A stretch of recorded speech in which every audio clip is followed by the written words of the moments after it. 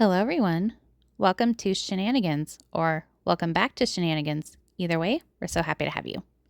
Now, today we will be recapping episode 2 of the new season of Sister Wives. And as usual, we've got a lot to talk about. So if you're interested, let's get started. Now, the episode starts with Christine and Cody still having lunch, continued from the previous episode. He tells her that he lost it on Janelle the other day when they were discussing what to do for the holidays. And he actually admits, yeah, I've got anger issues, which we already knew that. But Christine says he's just always mad and that he can name call her all he wants. But what she's not okay with is him bad-mouthing her to the kids when all she has done is be a sounding board and listens to them. He thinks she's lying to the kids about why she left Flagstaff and is pitting the kids against him. He even says, I think it would give you satisfaction if I did hate you, when she asks if he still hates her. And then he says he has anxiety attacks and even evil thoughts when driving by her house. And she says, I don't even really think about him that much. He then says their problems are not because of Robyn, and thinks that he needs grief counseling in order to stop hating Christine, because he blames her for ruining his big picture. But Christine believes him playing favorites is what ruined the big picture. He suggests that they try post-breakup counseling to get to a place where he doesn't hate her and badmouth her to the kids, and even thinks about reaching out to Pat, who is their therapist back in Utah. But Christine says to him that she's open up to it, but then tells us it's not going to happen and won't do a thing for him anymore. She wants to eventually just be friends. Camp counselor Robyn, says that she would be willing to do counseling with anyone in the family that's willing to do counseling with her, even Christine, and thinks it would be good for Cody. Whatever. Then Mary adds, he's just getting angrier and angrier. And Christine says he's just so intense and is so glad she's not married to him anymore. Cody leaves the restaurant, lets Christine pay for his meal, and Christine tells him that she'll be back in a couple of weeks and they can discuss truly. And Robyn says she can't see the deal breakers between Christine and Cody that caused their marriage to end. I swear she just must not be able to see past her own nose, because I can't believe that even to this day, she's claiming she's so clueless about the problems that they had in their marriage.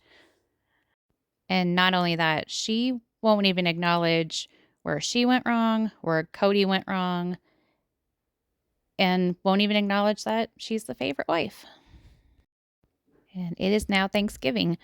Cody mentions that this is the second one in a row without most of the family being together.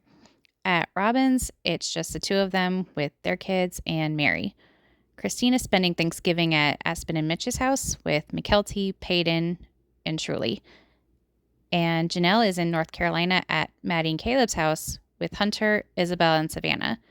She video chats with Christine while learning to use her dinner roll recipe, and they still seem happy and peaceful. And Janelle says, it was perfect. And Christine says that their family has been hurting for a long time, and there's still hurt feelings from even 12 years ago that have just accumulated, and it's now at its breaking point. Cody says the shakeup in the family was not caused by Robyn, but because of their decision to go public and the fallout from that. Janelle talks about how she told her kids that Cody was requiring the kids to follow the rules in order to get together for Thanksgiving and what those rules are. Then she says, Cody needs to do something here to fix this, being that he is the head of the family. Cody says, I made the mistake of not managing my family properly. He's mad that Christine left, and Janelle would rather hang out with her than the family, and says, we're acting like enemies. Robyn says when she told her kids that the family would not be getting together again for Thanksgiving, that they felt rejected, hurt, and heartbroken. And they asked Robyn, why don't they care? To which Robyn tells them, it's not necessarily personal, and apologized to them for being innocent parties and getting hurt. Let's see, my gut tells me that she probably repeated a lot of the same things that she told them last year. Whereas if you guys remember, instead of saying, "Oh, Christine and Janelle just want to go visit their older kids out of state," she told them, "Well, they don't care enough to follow the rules and spend Thanksgiving with us." And that really hurt them. Cody says he wishes things would have gotten straightened out before now, and he doesn't know what to do about it. Maybe stop being a jackass and call your kids. Oh, sorry. But he hopes things will get worked out in the next month or year, and that everything's changing. But he's in a peaceful mood and is surrounded by people that aren't offended by him. And the savory turkey Mary is sad over what things have turned into, and that the holidays aren't celebrated with the big get-togethers anymore. At Christine's house, her son Peyton is over and she's teaching him to make mock tapioca pudding, which is his favorite. She then asks him how he feels about her living in Utah, to which he tells her he's happy she does, and then she asks him how he feels about the divorce. She tells him she believes that she and Cody are better as friends and hopes Cody's relationship with the kids gets better. Peyton says he's got his own issues with his dad, but it's okay, and says that Christine's kids and Janelle's kids have taken his mom's side, whereas Cody has chosen Robyn and her kids.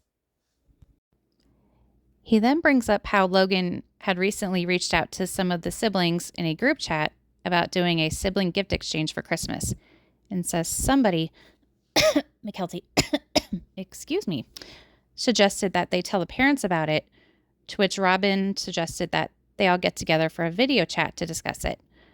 Janelle tells us that it's hard for the kids to do a video chat due to conflicting schedules, and Robyn says she was getting a lot of pushback and thought, "Why am I trying?" At one point, she even told them, "My younger kids don't even remember who their siblings are," to which Hunter replied, "I don't think one video call is going to change that." Then this turned into accusations being made that none of them want to hang out, and hurt feelings from when Robyn joined the family got brought up. Oof. Mary and Christine believe that things just got blown way out of proportion, while Robyn says it turned into a squabble between her kids and some of the rest of the kids. Janelle doesn't even know if they can come back from some of the things that were said. Cody said he was going to ignore it and not pick sides. "Sure, Jan. Sure." Robyn says, "It was a horrible day and just another example of them not wanting to be a family with us. It's been like this from the beginning." Okay, that always gets under my skin because, in my opinion, I'll always believe that Robyn has been holding a grudge against, well, mainly the older kids from back when she announced that she was pregnant with Solomon and none of them were excited. I honestly don't think she's let that go. At the end of the talk, she says her 3 older kids decided that they didn't feel comfortable being a part of the gift exchange anymore, so they opted out. Peyton says that when the family first went public, it was to say polygamy works, but he doesn't think it works for his family anymore.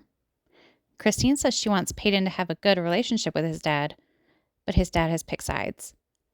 Peyton said having a lot of brothers, a lot of moms, and a lot of support systems helped him a ton.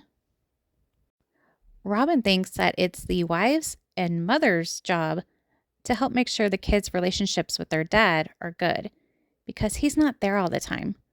Whereas Christine says it's her only job to be a mom, where it's Cody's responsibility to create a good relationship with his children, and thinks that they're looking at a permanent separation. She also says, "I don't think Robyn's ever lived a plural marriage," but doesn't elaborate and says she left Cody because he played favorites. The next chunk of the episode is kind of lame and random and pointless, so I won't really recap on that. But long story short, Cody takes Aurora to get her ears pierced for the first time, and that somehow turns into everyone talking about their experiences with getting their ears pierced. Next, Christine is visiting Flagstaff and stops by Janelle's to help her put up her Christmas tree and just chat. Janelle says that Cody was always an engaged father, but the relationships between him and her boys really broke down during COVID and opened the door for some of the older complaints to come out again, and she's stuck in the middle. And Cody claims that he never said he needed an apology. Yes, he did. And he only needed a conversation to address some of the rumors going around the family. Dude. Janelle even says that she doesn't think it's one-sided, but thinks they maybe missed something when they blended families. She says her children remember a lot of hurts, and now it's all blown apart. Robyn says that when she joined the family, only some were willing to make adjustments and were welcoming to her, while the others weren't. Cody says the only ones that gave her a warm welcome was him and Mary. But Christine says that McKelty has been talking to Robyn and her kids a lot, and they expressed a lot of frustrations of how they felt when they joined the family, and it's more messy than she thought.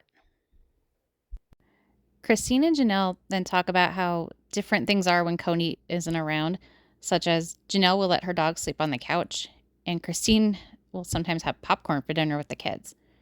She asks Janelle if she's good with Cody, and Janelle says no. She says that Cody is so set on the kids respecting him and doesn't even know who he is anymore. She thinks Cody is using this as the new excuse to not get together and be apart. She says he's getting angrier and angrier and doesn't know what to do. Her world with her kids and Christine is normal and stable, and she doesn't know if her and Cody's relationship can be saved. And that is the end of episode 2. Next week, we will get to see the fight we've been waiting to see between Janelle and Cody. I just can't believe the way he treated her, and I really hope she gives him a piece of her mind. I have no doubt she will. But what did you guys think of the episode? What was your favorite and least favorite part? What do you think about the kids' group chat? All I know is if we don't see some kind of screenshots between now and the tell-all, we just need to see those. We need to see the receipts and see what really went down. And as always, thank you so much for watching. Please give this video a like, a comment, and share it. And please consider subscribing if you already haven't. We go live every Thursday evening. We play games, do trivia, have random roasts and discussions because we like to have fun around here. So once again, thanks for watching, and we will see you on the next one.